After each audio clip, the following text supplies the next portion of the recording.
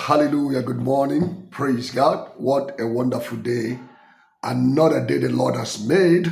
We will rejoice and be glad in it. It has been a wonderful thing for some time. I've not been online. I've not been teaching, but this morning I am inspired to start a series on how to make the word of the Lord to prosper in your life and the prophecy also fulfilled in your life. Now, because the scripture says, so shall my word be that goes out of my mouth. It will not return void until it accomplishes what it is sent for. So the word of God is so strong and so powerful to accomplish what it is sent for. But sometimes it looks as if that the word of God is not finding expression in our life. Not just that, it said in that Isaiah chapter 55:10, it will also prosper where I'm sending it. So God's word, when it comes to our lives, it is expected to prosper because the Lord himself said it will prosper where I am sending it. But so amazing, sometimes we receive God's word, we receive prophecies. They seem not to come to pass. They seem not to fulfill. There are reasons for that. When I read the account of Jeroboam in 1 King, it was something that shook my heart when Ahijah, the Shulonite, saw Jeroboam, for Jeroboam was coming out of Jerusalem. Now Ahijah has clothed himself with a new garment. He tore the garment, hallelujah, into 10 and began to tell him, this is what the Lord is saying. Praise God. I will take the kingdom from the hands of, Solomon, and I'm going to give you 10 tribes.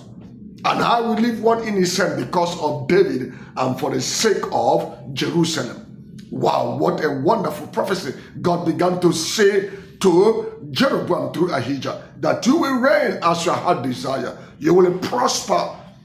I will build you a sure house in Israel as I did to David. I will keep a lamp for you. Hallelujah. He said, but if you will do that which is right in my sight and also walk as David my servant walk. Praise God. So now you see that God gave a condition for this prophecy to come to pass.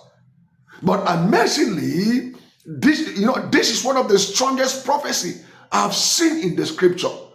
And I was shocked that this scripture never fulfilled to the end. He actually became king. Hallelujah. But his house was not established. He did not, have a lamp in Israel like David. Praise God. Now, because he walked contrary to what the Lord said. Now that will lead me to say that God said it. When God speaks a word, you and I have part in the fulfilling to make the prophecy to fulfill. It's quite amazing that every year, just when it comes to December, from 27, 28, 29, 30, 31, people begin to prepare themselves for the years that is coming, waiting for God's word. And as the year is coming, especially on 34th night, lot of prophecies everywhere. Some say my year of abundance, termination of poverty, termination of this, is going to be an open door, it's going to be an open heaven, and this has become a culture. In Christianity, it has become a stronghold. And you find out that at the end of the year, all of those words, most of them don't come to pass, and probably few fulfill. The next year will come again. And we keep recycling this. Praise God. So as we go through this teaching, we are going to see the factors that make God's word, the factors that make God's word to prosper, the factors that make God's word to flourish in our life, how prophecy can fulfill. Hallelujah. Prophecy is so strong. Despise not prophecy. If there's anything I do not joke with, I don't joke with prophecy. I don't joke with prophecy. Don't even say, this is the way the prophet talks.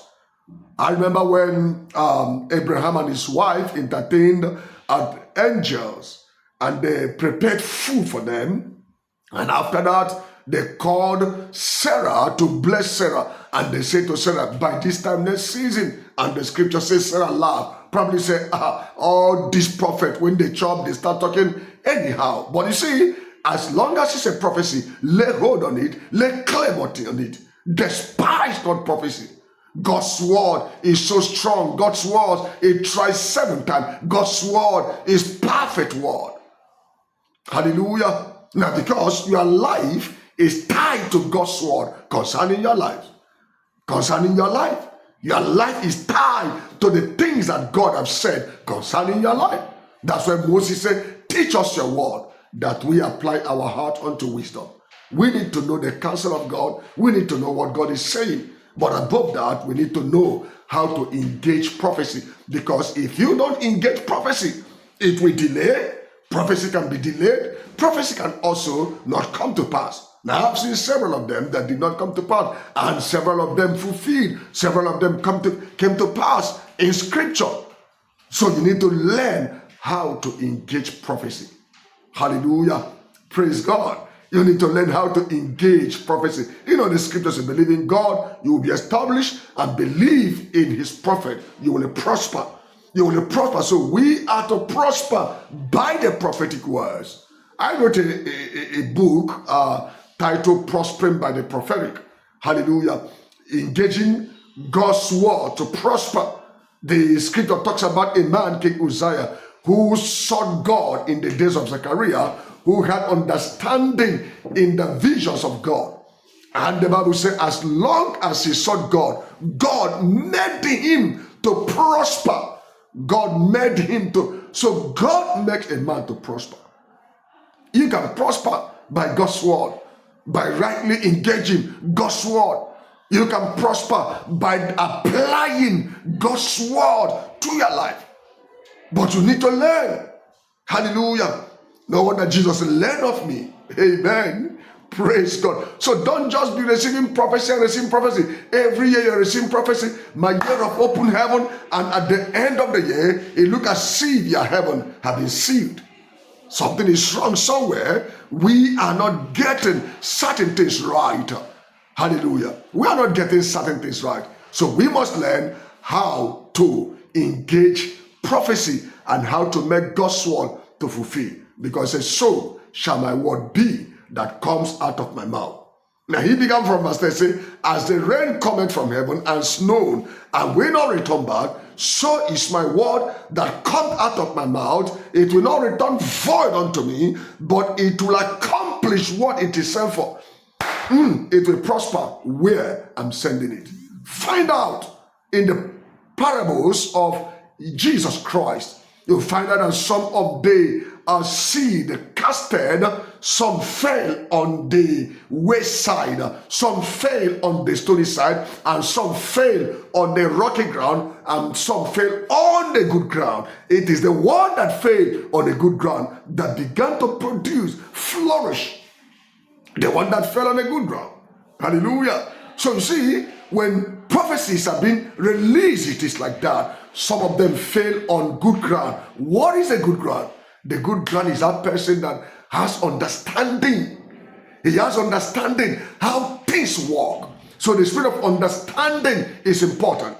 That's why Paul prayed for the Colossian church. I desire that you might be filled with the knowledge of his will in all wisdom and spiritual understanding. So it takes spiritual understanding to harness and appropriate prophecy and God's word. So without understanding, the word of God can bring forth fruit. Without understanding, prophecy can flourish.